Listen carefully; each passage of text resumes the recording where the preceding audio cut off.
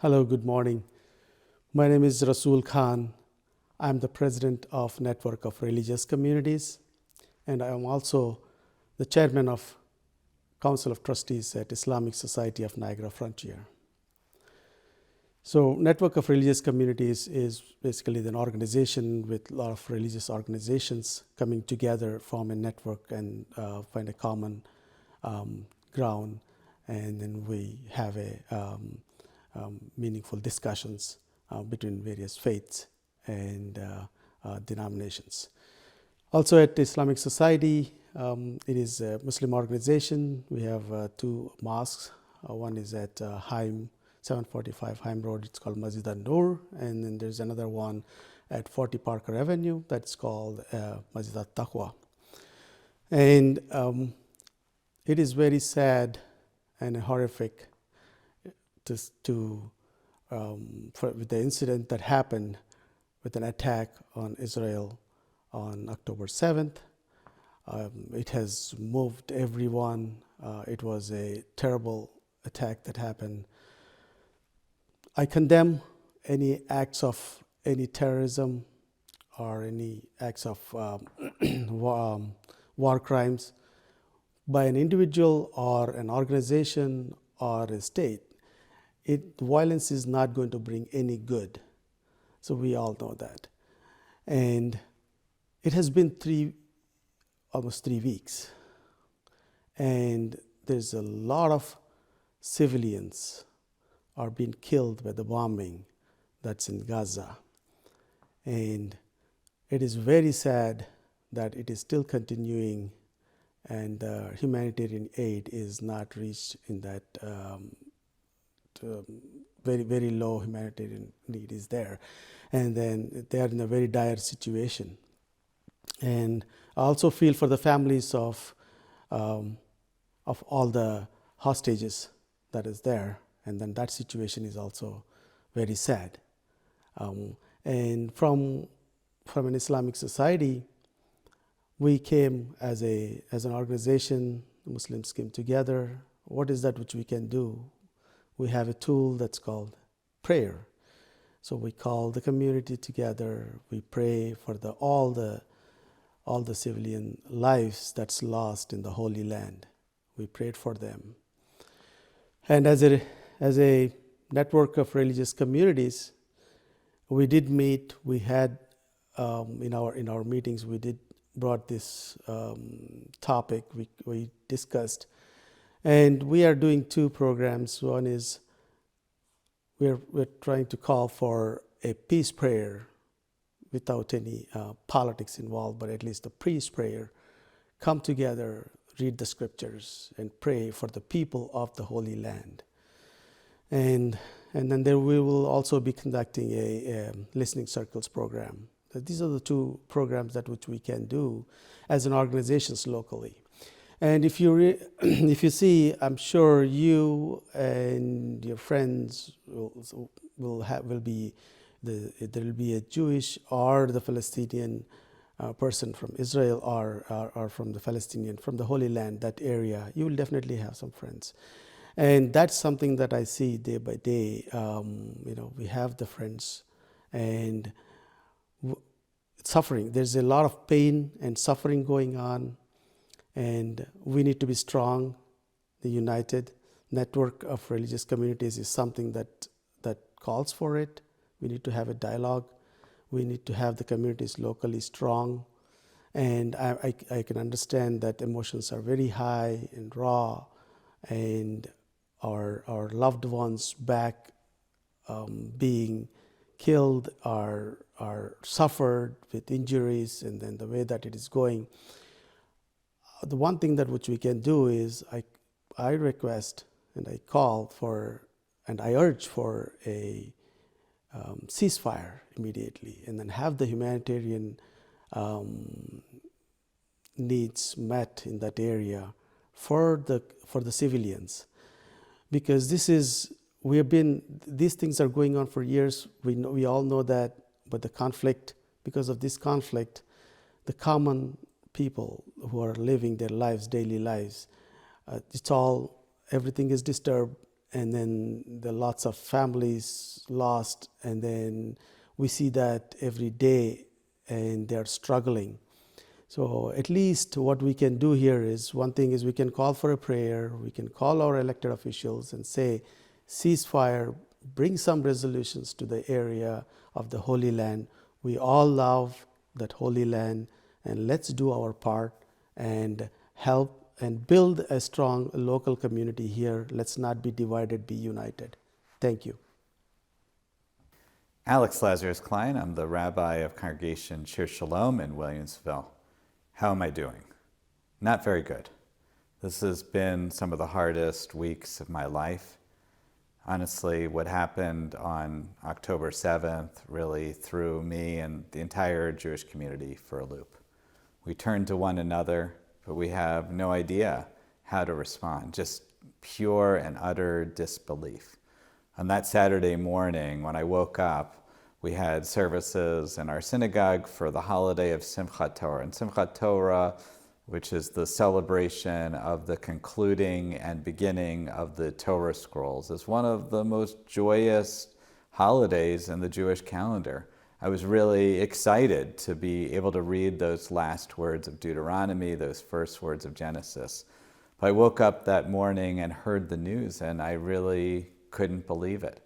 I have over 100 family and friends over in Israel, and it's personal.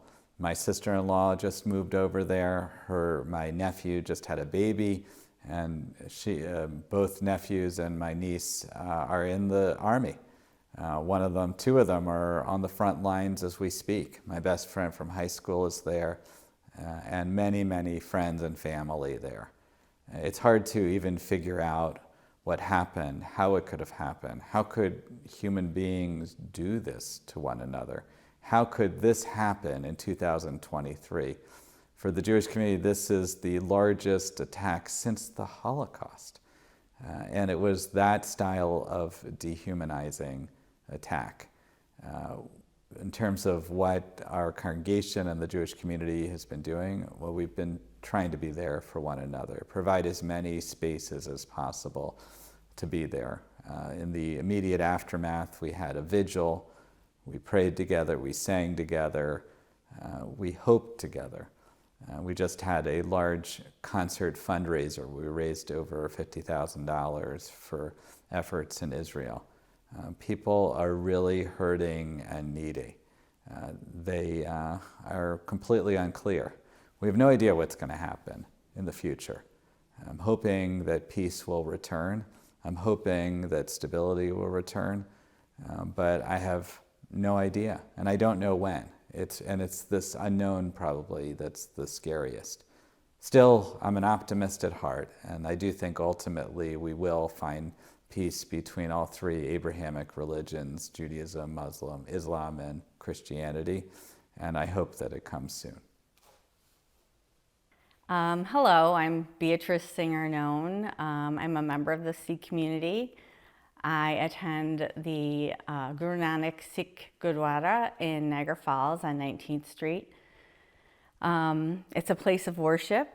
I'm also a member of the Network of Religious Communities Board and the Youth Alliance co-chair. So like to work with the young people. I want to mention that I'm not a scholar. I'm a lay person. I wouldn't call myself a spokesperson. You know, I'm speaking to you from my personal perspective and how my faith impacts that perspective. So when I first heard about the attacks in Israel, I just have to say I didn't know. I was dumbstruck. I didn't know what to think. I didn't know how to process it. I couldn't fathom what had happened. As it came to be reality for me, I was horrified, heartbroken, grief-stricken at the inhumanity of the attacks, at the loss of life, at what I anticipated to be more loss of life to come. and just heartbroken over all of it. I immediately, when I did process it, I called my brother. He's married. My sister-in-law is from Israel, and she's Jewish, and she has family over there. And I had to ask how they were doing. Were they safe? And that fear just became so present for me of what was happening at the time. So I just couldn't imagine what it would be like. And my thoughts were, it's this kind of inhumanity is not okay. Somebody has to be held accountable. That was my gut. Somebody has to be held accountable. And even so, my faith tells me we have to look at everyone as part of the one, that everyone is part of humanity.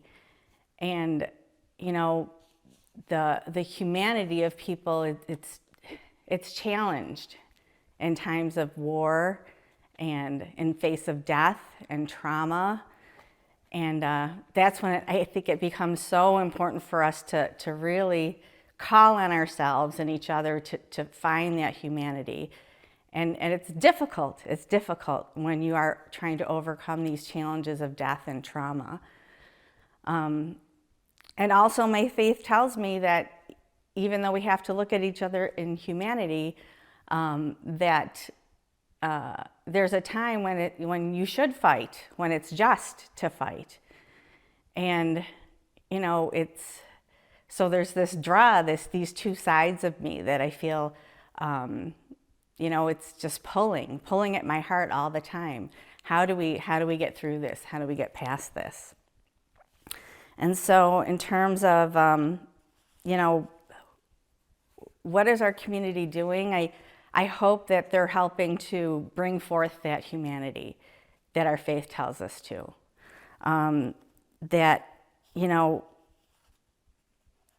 If I could just use a few words from Valerie Kaur, who is part of the Revolutionary Love Project, and she's a Sikh leader. She says, our most powerful response to the horror is to refuse to surrender our humanity. The moment we allow our hearts to go numb is the moment we shut down our humanity. And then to all those who are suffering, may love find you through the impossible. Opening our hearts to the grief of others and our own is how we hold our humanity in the world that would destroy it. And this is how we will begin to survive. And so, my hopes for the Middle East are a peace, an everlasting peace, a meaningful peace that seems harder now than in my lifetime ever, but that whatever comes of this, I hope that in the end it is a lasting forever peace. Hello, my name is Lou Bergner. I am a representative of the Baha'i community of Western New York, and I'm the vice president of the Network of Religious Communities. My religion, the Baha'i faith, is represented in various communities in Western New York. I am the secretary of the Spiritual Assembly of Amherst. I've been asked to talk a little bit about how I feel about the situation in Israel and Palestine at this point. When I learned of the attack on Israel of October 7th, I was terribly concerned, terribly dismayed for the loss of life. I was also concerned about the loss of life in Palestine. The value of human life is primary. It has to be held as sacred to all people. The fact that people are losing their lives fighting over a piece of territory rather than honoring the sanctity and the importance of human life and holding that as the highest value is a tremendous concern. The Baha'i faith has its headquarters in northern Israel, in the city of Haifa. A few days ago, the Baha'i World Center opened the area of the Shrine of the Bab and the shrine itself to visitors from all religions, from anywhere in the area. It was attended by people of all faiths, and hundreds of people showed up as an opportunity to give them a chance to meet together in a place that was known for peace and tranquility. My hope for the Middle East is that hearts can be changed, minds can be changed, and we'll come to a point where we're able to talk about the common things in our lives, about the fact that all mankind truly is one. And God has given us revelations at different times and different places in order to carry mankind forward. We need to learn to live together in peace.